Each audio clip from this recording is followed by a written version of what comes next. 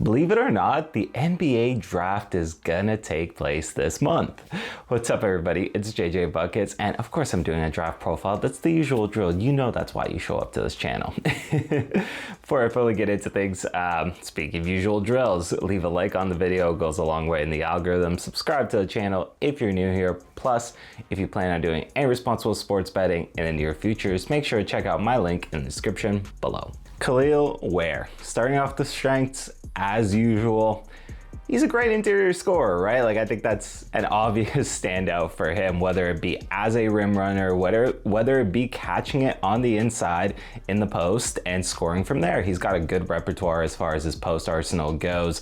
He's a very capable scorer on the inside. I think he's going to be a very good pick and roll partner for somebody, and he should have no issue getting buckets in that regard. But one of the surprising things, especially from this past season, that obviously emerged onto the scene was he could knock down three-pointers as well. Now, granted, the volume wasn't exceptionally high for him by any means when it came to his three-point shooting, but when he was shooting the ball, like, hey man, like, the mechanics didn't look too bad. The mechanics definitely didn't look too bad. Now look, I don't think I would expect this guy to show up in the NBA and look like a Brook Lopez, like a splash mountain or anything, but at the very least, if you're leaving him wide open, you know, in the corner or something, and you get the ball to him, I think he could probably knock down that shot with some consistency for sure. Like, maybe not the same production that he was doing in Indiana, but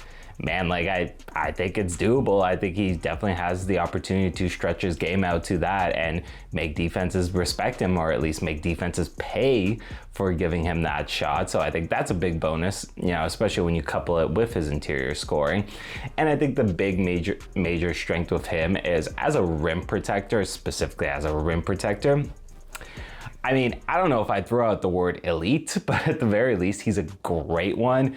I don't think he's going to have any issues, and I mean any issues whatsoever, defending the basket as a rim protector, as a weak side helper, whatever the case is. Like, he's going to be able to come in there. He's going to be able to start chaos, distort the offensive play. I think he's going to be a very sound positive when it comes to that regard. Moving over to the weaknesses, as much as I like Ware and his ability to be a rim protector, to be a paint defender, you really better hope that, you know, he doesn't get drawn out literally anywhere else outside of the paint and outside of his position as a rim protector, because he's a little limited defensively other than that. And I mean, hey, look, he plays the 5 spot. That's not really the biggest, like, crucifixion of a player, is that, hey, like, all he's good at is an interior defender. Well, like, he's supposed to be a great interior defender, and he's not necessarily supposed to be, you know, good in other spots.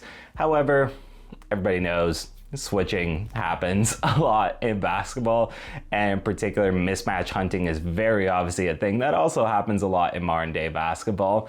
And man, if this guy gets brought into space, if this guy gets brought onto the perimeter, he's gonna get cooked. He's probably gonna get cooked. Look, like, I don't think anybody is gonna be throwing on the tape of him really defending in space, defending in isolation, and going, yeah.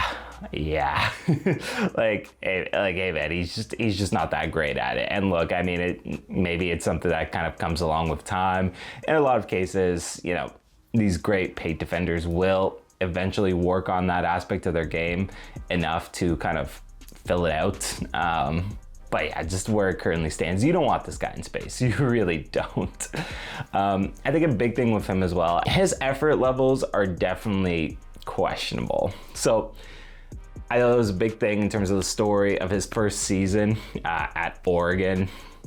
And it's, like, to an extent, like, those concerns have been minimized, but I don't think they're fully gone just yet, because there's times where you'll watch the game that he's playing and you'll just see stretches where the effort sucks. The effort sucks, right? Like, there's just stretches where that effort really does suck. Like, he'll be setting poor screens. He'll be almost non-existent on offensive possession, or sometimes you just feel like he's a little lethargic defensively. Like, the effort sucks sometimes, and intangibles are a hard thing to measure. I'm not going to pretend like they're not, but sometimes you can have the most talented player in the world, which I'm not saying he is, but he is fairly gifted as an all-around offensive player at the very least. Like, he's got some decent offensive skills. He's obviously got good skills as a rim protector. And sometimes, you know, just you can be the most gifted player in the world, and if that effort sucks, that effort sucks. You're not really gonna capitalize on having those gifts, right? Which is unfortunate, but I do feel like bears relevance when it comes to the conversation around him. And then the last thing I'll say is just a little bit of a cleanup with his turnovers would be nice. There's no reason that he should be having, I think it was what, like 1.6 turnovers a game playing the center spot. So that's a little ugly. You definitely want to you definitely want to see improvements in that regard. Ware is an interesting guy for me where I'm convinced that he'll be like a rotational piece for, like, I think he's got enough in that regard. But in terms of, you know, the high-end ceiling and such, I can't say I really see it. I'm not gonna lie. I mean, look, as is the case with like a lot of young prospects in general, sometimes it really does just take the right team to bring out the best version of a player, which is why the draft process is not an exact science by any means. Like, you can do all the scouting that you want, but sometimes it really just matters on the situation that somebody ends up in. At the end of the day, when it comes to Ware, I think he's got a lot of good gifts that make him a really talented player. I don't know if I ever really see him like really clicking in the NBA past, like, you know, just a good rotational piece. Like, I think he's going to be a good rotational piece, maybe like a low end starter. But yeah, like outside of that, it's just, I don't see the vision. All right, like I see the vision. I see the vision, but I don't know if I believe in the vision. Is what let me put it that way. All right, what do you folks think? Comment below. Give me your thoughts on Ware. I know it's a guy that's popped up in my comment sections a couple of times, so want to do the due diligence of properly looking at him, and yeah, he's aight. Usual drill, end of the video, leave a like on it, greatly appreciate it. Subscribe to the channel if you're new here. Other than that, it's been JJ Buckets, it's been a pleasure, and I will see everybody next time.